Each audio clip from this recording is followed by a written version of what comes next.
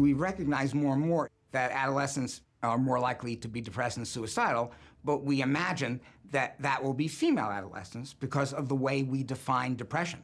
More removed, more quiet, not responding.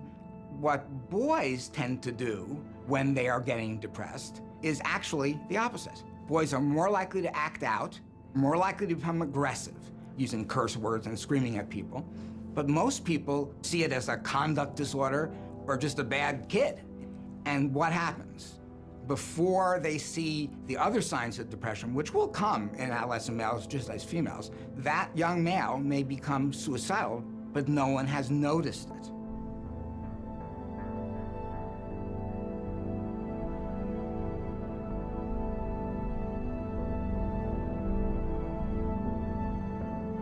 Exactly at the age that we began to hear the language, the emotional language, disappear from boys' narratives. In the national data, that's exactly the age that boys begin to have 5 times the rate of suicide as girls. The way boys are brought up makes them hide all of their natural, vulnerable, and empathic feelings behind a mask of masculinity. And also, when they're most in pain, they can't reach out and ask for help because they're not allowed to, or they won't be a real boy.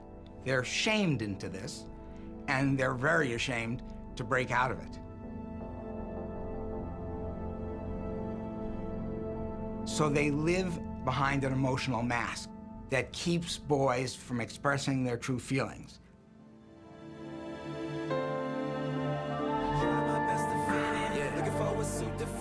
Standing outside of your prison, trying to find ways I could get in. Now I realize that I'm free, and I realize that I'm me. And I found out that I'm not alone, cause there's plenty people like me. That's right, there's plenty people like me. All love me despite me, and all unashamed and all unafraid to speak out for what we might see. I said there's plenty people like me, all outsiders like me.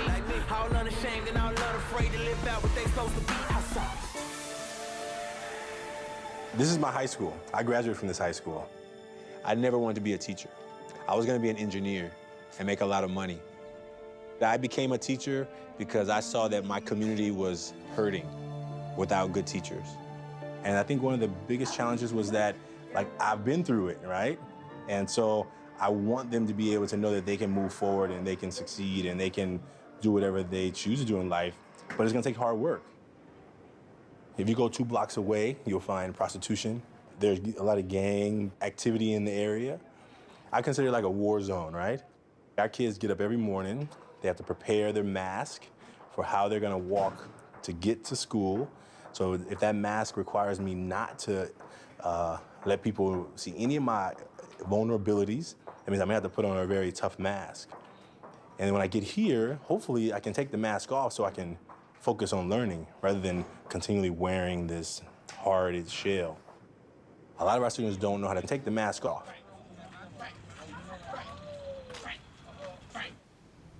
So I want you to take one of these masks, take the mask.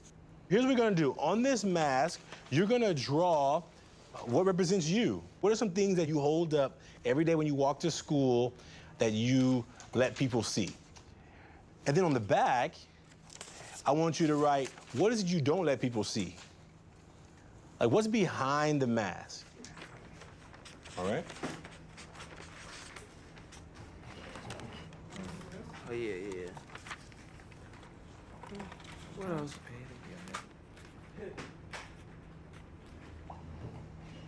So what I want you to do is I want you to take your mask and I want you to ball it up. I want you to hit someone across the circle with your mask. Don't leave your seat. Don't leave your seat. You can't leave your seat. Open it up. Okay. So who wants to reveal what's on the mask they open? Read it out loud, just the front. Funny, caring, and happy. Okay. What's behind the mask? Sadness and fear. Sadness and fear. Goofy, kindness, happiness, silliness, smile, and fun. Okay. On the back? Anger. Anger. Okay. I'll read mine. The front says entertainment. That's what I show on the mask. On the back says pain. Energy, frustration, happiness, friendly, heart, smile, outgoing. And on the back it say sadness, scared, tears, missing my dad, trying to take care of my brothers, and pain.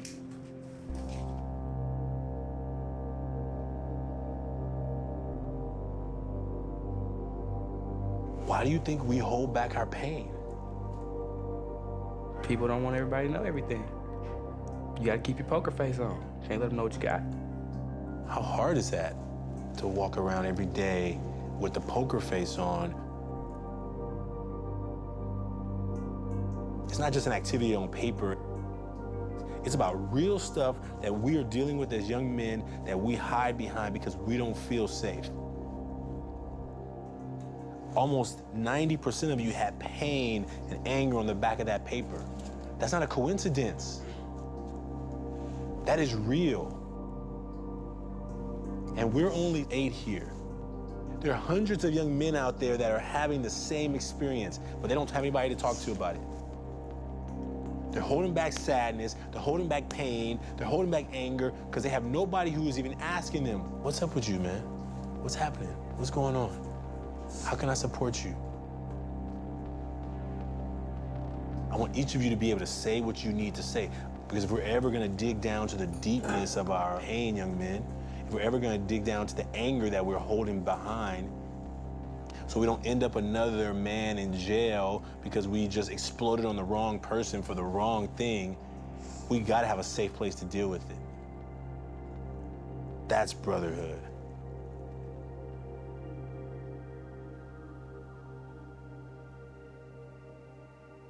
For many of our boys who are trying to find what it means to be a man, and far too many without a man guiding them, they begin to define their own sense of what it means to be a man. Our boys are yearning for help, yearning for guidance and mentorship and leadership. What is there about being a boy in America that places boys at greater risk?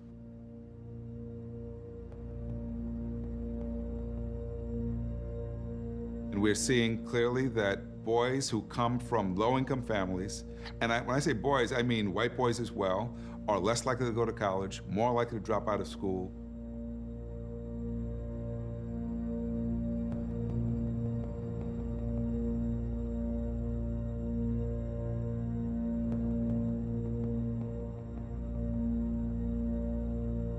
In most schools, we start with humiliation as a way to punish kids. Write the name on the board, put them in the back of the room, send them out. We rarely stop and ask, what's behind the behavior problem? Why is this child acting out? Denying those kids learning time actually has the effect of pushing many of them right out of school. They will kick a kid out of school knowing that a kid who isn't reading by the 4th grade is gonna be in the prison system. Well, you kicked him out twice in the 3rd grade because he did this to his teacher.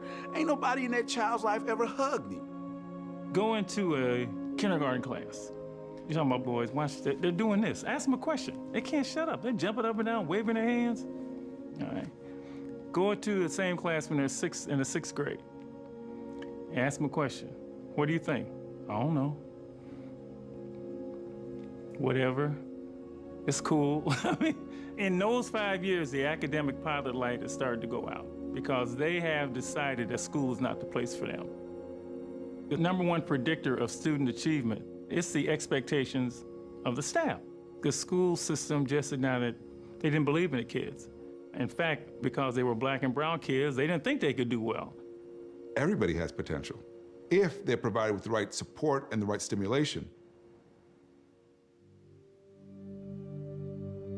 I was always told, like in elementary, oh, you're really smart. But when I got to middle school, you're not cool with being smart.